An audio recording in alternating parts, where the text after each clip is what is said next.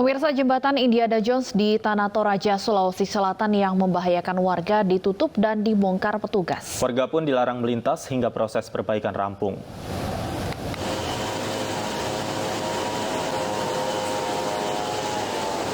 Pasca menjadi perbincangan publik dan viral di media sosial, anggota TNI dari Koramil Salaputi menutup jembatan reot yang nyaris ambruk tapi masih dilalui warga di Desa Sarapeang, Kecamatan Rembon, Tanah Toraja, Sulawesi Selatan.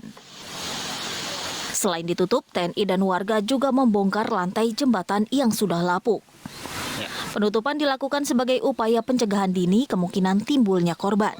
Sebab jembatan tersebut tak layak lagi dilalui hingga dapat membahayakan warga. Jalan lain, karena ini sangat-sangat membahayakan. Jadi upaya kami hari ini kami akan memalang jembatan ini untuk tidak dilewati lagi. Untuk sementara jalan diarahkan ke Kokang, jadi bisa lewat Kokang ya. Jadi jalan ini untuk sementara kita tutup sambil menunggu koordinasi dari pemerintah daerah. Jembatan gantung ini menghubungkan Lembang Sarapean ke Kelurahan Rembon. Sebelumnya, meski sudah beberapa kali diusulkan perbaikan kepada pemerintah daerah, namun tak pernah terrealisasi hingga saat ini. Dari Tanah Toraja, Sulawesi Selatan, Jufri Tonapa, iNews melaporkan. Pemirsa, truk pengangkut minyak kelapa sawit mentah terperosok di jembatan penghubung antar kecamatan di Kabupaten Aceh Singkil. Akibatnya kendaraan roda 4 tidak dapat melintas sehingga arus lalu lintas menjadi macet.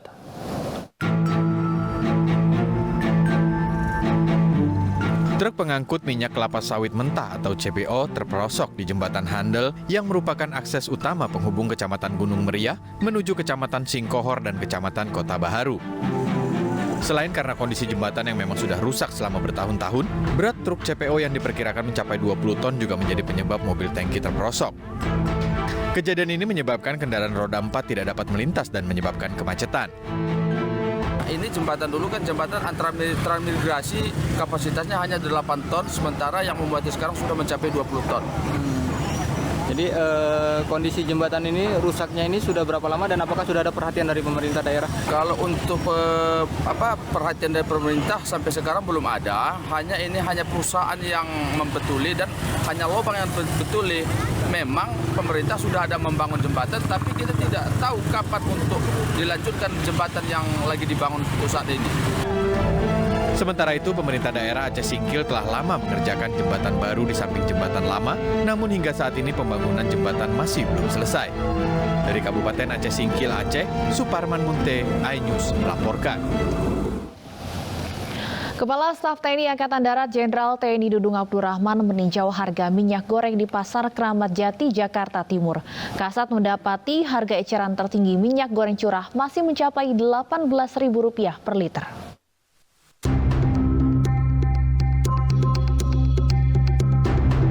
Kepala Staf TNI Angkatan Darat berdialog langsung dengan pedagang dan pembeli minyak goreng di Pasar Tradisional Kramat Jati, Jakarta Timur, Rabu pagi. Tinjauan ini dilakukan sebagai tindak lanjut arahan Menko Marves terkait keterlibatan Angkatan Darat dalam menstabilkan ketersediaan dan harga minyak goreng. Dalam kunjungannya, Kasat mendapat informasi harga eceran tertinggi minyak goreng curah di Pasar Kramat Jati masih mencapai Rp18.000 per liter. Di Pasar Kramat Jati harga eceran tertinggi masih 18.000. Ya. Padahal HET-nya harusnya sebetulnya per kilo itu 15.500 dan per liternya itu 14.000. Untuk itu pihaknya berkolaborasi dengan semua pihak agar distribusi bisa dilakukan langsung dari distributor ke pengecer untuk memotong harga minyak goreng yang masih tinggi. Kasat berharap seluruh wilayah dapat menyesuaikan HET minyak goreng sesuai yang ditetapkan oleh pemerintah. Tim Liputan iNews melaporkan. Pemirsa, seorang ibu yang baru melahirkan di Lumajang, Jawa Timur harus ditandu menyeberangi jalur lahar Semeru menuju rumah sakit. Hal tersebut terpaksa dilakukan lantaran jembatan yang menjadi akses satu-satunya rusak akibat diterjang banjir lahar.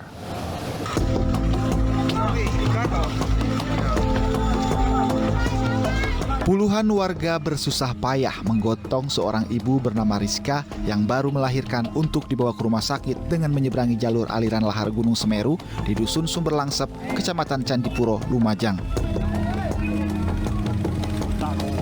Pasien terpaksa ditanduk karena mobil ambulans tidak dapat menyeberang akibat jembatan rusak diterjang banjir lahar Gunung Semeru. Rizka harus dilarikan ke rumah sakit karena pasca melahirkan mengalami pendarahan. Sesampainya di seberang, Rizka langsung dibawa ke rumah sakit Dr. Haryoto Lumajang untuk mendapatkan perawatan medis. Dari sini naik mobil, tiba di jembatan itu dipandu sama orang banyak. Terus langsung dijemput oleh mobil dari sana, mobil adik saya. Itu. Terus dari Candipuro sama dinaikkan ambulan. Memang kalau mobil nggak bisa nyebrang? Nggak bisa, karena kan airnya ya meskipun kecil kan itu pasirnya itu masuk bannya itu loh. Ratusan warga Dusun Sumber Langsep berharap pemerintah segera membangun kembali jembatan Jogosari yang rusak agar mobilitas warga dapat kembali normal. Dari Lumajang, Jawa Timur, Yayan Nugroho, iNews melaporkan.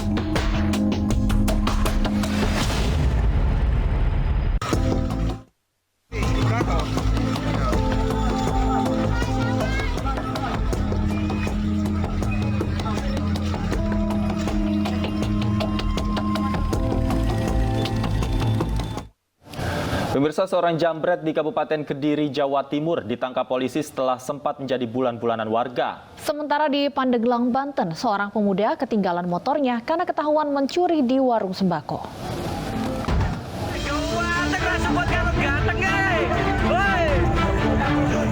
Seorang pemuda dihajar massa karena berusaha merampas tas milik siswi di kawasan Kampung Inggris, Kediri, Jawa Timur. Pemuda bernama Ade ini dikeroyok setelah korban berteriak minta tolong. Apesnya, dari dompet yang pelaku rampas hanya berisi Rp4.000. Polisi berhasil menangkap pemuda 23 tahun ini. Menurut polisi, pelaku telah melakukan aksinya 2 kali karena terjerat utang Rp12 juta ke rentenir untuk membiayai operasi istrinya yang mengalami kehamilan di luar kandungan. Dari hasil penangkapan, polisi menyita sejumlah barang bukti, di antaranya tas milik korban dan sebuah sepeda. Karena apa? Sakit apa? Hamil di luar kandungan. Hamil di luar kandungan. Berapa biaya operasinya? 12 juta. 12 juta. Terus untuk membayar 12 juta itu kamu hutang? Iya. Hutang ke Bank Bidel. Ya, rentenir atau seperti gitu ya. Nah, terus itu bulanan atau mingguan? Mingguan, Pak. Mingguan. Seminggu berapa? Sabtu minggu 2 juta. 2 juta. Nah, untuk setelah kami buka, kita sama ada korban dan sebagainya, isinya cuma Rp4.000 di dalam dompet. Karena pengakuan dari korban sebetulnya mau berangkat ke ATM untuk mengambil uang. Namun demikian di perjalanan sudah dibabat oleh pelaku dan diambil dompetnya tersebut. Sementara itu di Pandeglang, Banten, seorang pemuda terekam CCTV saat mencuri di sebuah warung sembako. Pemilik warung yang mengetahui aksi pencurian ini kemudian mengejar pelaku. Meski pelaku berhasil kabur, namun motor jenis Matic yang diduga milik pelaku ketinggalan di depan warung. Kasus ini tengah diselidiki Polsek Labuan, Pandeglang, Banten. Petugas memeriksa kondisi warung dan mengamankan barang bukti rekaman CCTV dan 1 unit kendaraan yang diduga milik pelaku kejahatan. Dari Pandeglang, Banten dan Kediri, Jawa Timur, iNews melaporkan. Pemirsa, beragam peristiwa hari ini menjadi perbincangan di media sosial. Mulai dari Presiden Jokowi yang belusukan memberikan uang pada masyarakat, ricuh turnamen sepak bola, turbulensi pesawat, hingga orang utan yang pandai berguling. Semua informasi yang kami rangkum dalam Viral hari ini.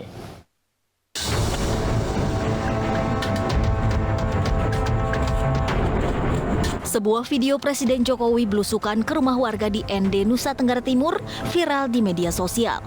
Belusukan dilakukan sebelum Presiden Jokowi memimpin upacara peringatan Hari Kelahiran Pancasila.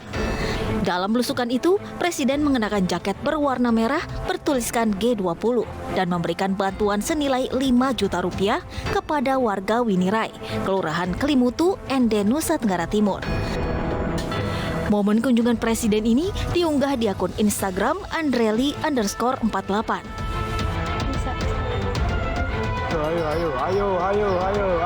Inilah video viral kericuhan sebuah turnamen sepak bola yang digelar di lapangan desa Jembesari, Darussolah, Kabupaten Bondowoso, Jawa Timur.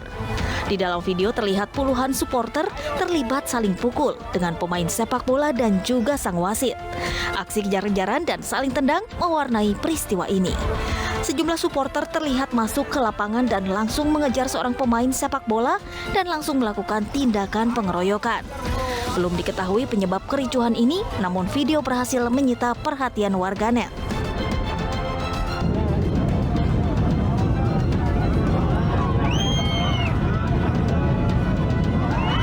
Sebuah video merekam kejadian pesawat Garuda Indonesia rute Makassar-Palu mengalami turbulensi. Video yang diunggah akun Instagram undercover.id ini viral di media sosial lantaran suasana di kabin pesawat yang mencekam saat turbulensi terjadi. Penumpang tak henti-hentinya bertakbir saat goncangan terjadi. Hal ini dikonfirmasi oleh Garuda Indonesia yang mengatakan bahwa turbulensi terjadi karena angin kencang, namun seluruh penumpang selamat dan pesawat mendarat dengan aman.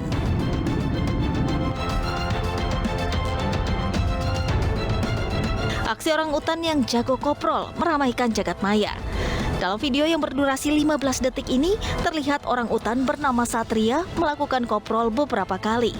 Video ini dibagikan oleh akun Instagram BKSDA_Kalteng dan membuat warganet terhibur.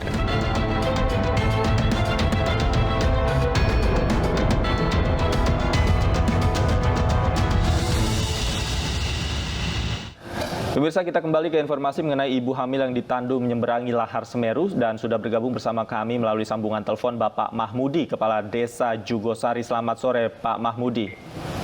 Selamat sore, Pak. Baik, Pak Mahmudi, pertama saya ingin tanyakan bagaimana kondisi terakhir dari ibu yang ditandu ini, Pak? Kondisi terakhir untuk saat ini, Ibu Rizka ini sekarang masih ada di rumah sakit. Baik, Pak Mahmudi, sebenarnya sudah berapa lama jembatan yang rusak ini belum juga diperbaiki? Kalau jembatan itu setelah erupsi tanggal tahun lalu, itu sudah kurang lebih 5 bulan. 5 bulan ya? Artinya ya. Kemarin pada saat peristiwa ini terjadi, bagaimana proses evakuasinya, Pak? Ya, kebetulan kemarin hari Minggunya itu ada banjir lahar dingin dari Semeru. Besoknya ibu ini drop habis pulang dari rumah sakit. Jadi arus masih kencang, terus ibu ini drop. Ya mau nggak mau karena tidak ada jembatan lagi, makanya kita tandu sudah pakai orang banyak. Pak Mahmudi, apakah artinya selama 5 bulan pasca erupsi Semeru yang menyebabkan lahar dingin ini sudah sering peristiwa serupa terjadi? Ada pasien sakit yang harus ditandu menuju ke fasilitas kesehatan terdekat?